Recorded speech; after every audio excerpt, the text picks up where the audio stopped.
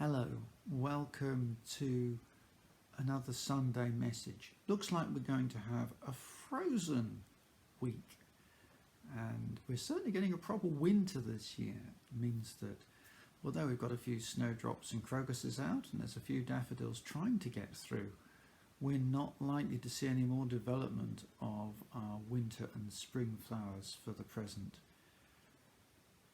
One of the nice things about frost and snow is that it can reflect the light, and we're creatures of light. We actually experience psychological benefits by being in light, and so it's really important that we get out if we can, even though the weather is really difficult. Certainly I find it challenging going for my daily walk when there's ice, because of course we get the rain first, then it freezes, and ice, particularly on pavements, can be very difficult to see.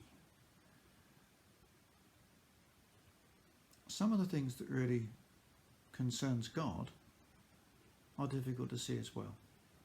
God is spirit, and as such the main things that God will be concerned about are actually spiritual. Now, our inclination is always to look at what is physical. So that, for example, we're rightly concerned about global warming and climate change. Now, the way we established that was by measuring it. And we have these very frightening statistics about the amount of global ice that has melted, for example. But the ills that God is most concerned about are spiritual. And we see the shoots rather than the roots.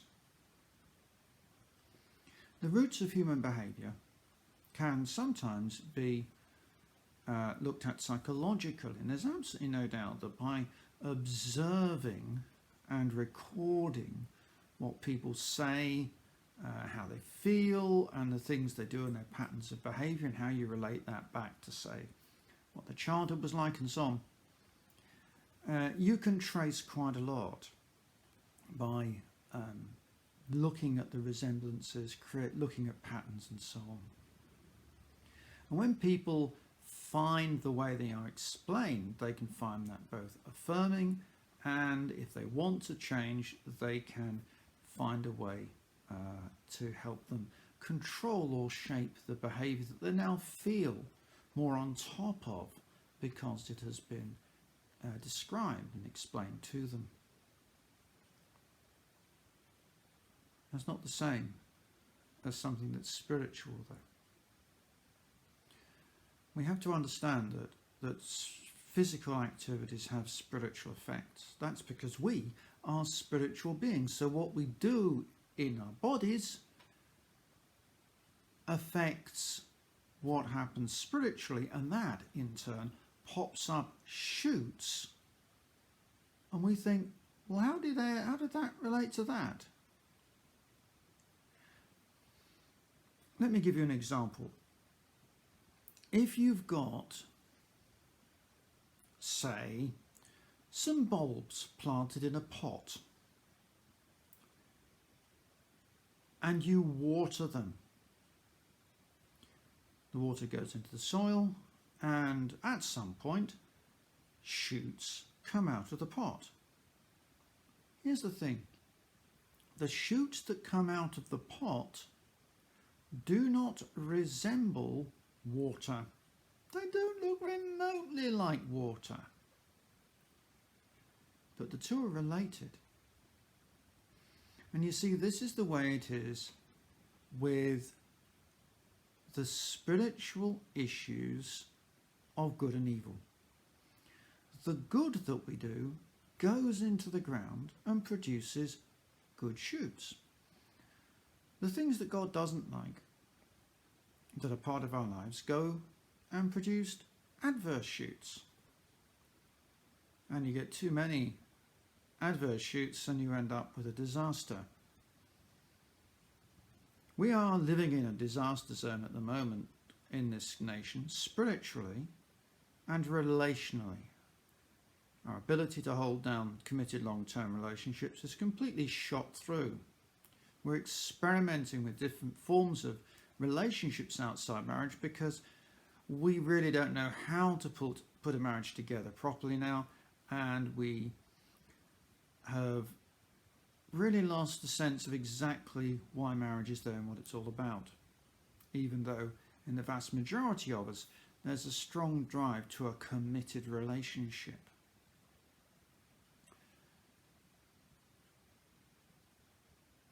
In the same way, we have planted other tendencies in society which have produced adverse shoots which don't look remotely like what we planted in the first place. Something's happened, something's changed in the meantime. And just as God blesses and grows good things, the devil plants bad things. Jesus told a parable of the wheat and the weeds, or the wheat and the tares in the old versions. And the idea is that if you put a load of stuff in the ground that's good, there is a danger that evil will come along and plant other things which, as they grow up, look quite similar. And even worse, if you try to uproot them all, then you'll start pulling out the good stuff as well. And so in our society, and in every society, there is a blend of good and evil which is extremely difficult to separate. When you try to do it, people get hurt. And so what the Christians have to do all over the world is just to keep on pumping in good things. In whatever situation we're in, wherever we are, to pump in the good things. We pump in good things through prayer. We pump in good things through action. We pump in good things through what we say over things, what we proclaim about things, just the language we choose to use and choose not to use. It all makes a difference. And the primary difference that it makes is a spiritual difference. And that spiritual difference has tremendous effects in ways that we don't understand and which don't necessarily seem to be linked. And that is why in every age of the church, certain things are reinforced in us. The need to pray. Now we can take part in that in a more formal way by participating in morning and evening prayer.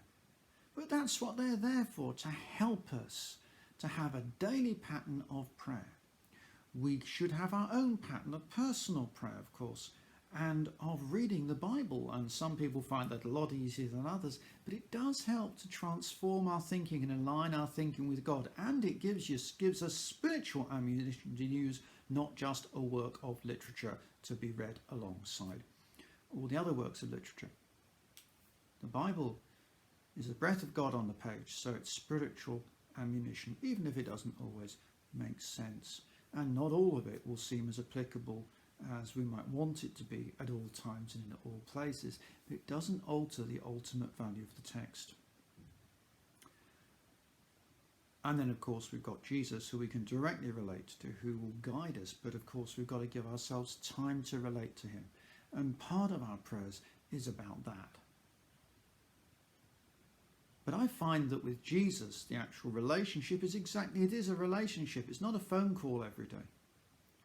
So that we can be in the kitchen, we could be cooking, we could be cleaning, we could be in the shower, we could be pretty much anywhere, anytime, and we can relate to Jesus in those moments when we're thinking in tranquility. Relating to Jesus is very important. Jesus wants to inhabit our thinking time. So it's really helpful if we just say to Jesus, Jesus, I give my thoughts to you, as well as my words and my deeds. Let Jesus come into our imagination. Let Jesus give us the concerns that he has rather than the concerns that we have. In all these things, we want Jesus to take us into a spiritual place, to place positive spiritual things into the atmosphere, into the spiritual atmosphere that will produce positive shoots that we can measure.